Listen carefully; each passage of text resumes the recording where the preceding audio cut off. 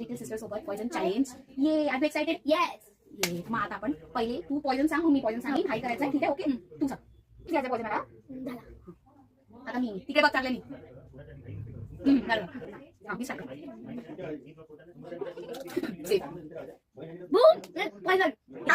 ए यार वापस घेऊ आपण. आमचा अनफॉर्च्युनेटली पहिलाच पॉइझन निघाला आहे माझ्या महान बहिणीनी आणि मी. तर आता यावेळेस तू सांग, कारण की माझा ऑलरेडी तोच पॉइझन आहे जो होता.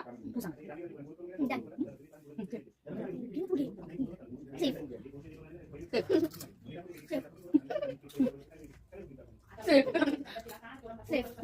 भीती वाटते यार. सेफ.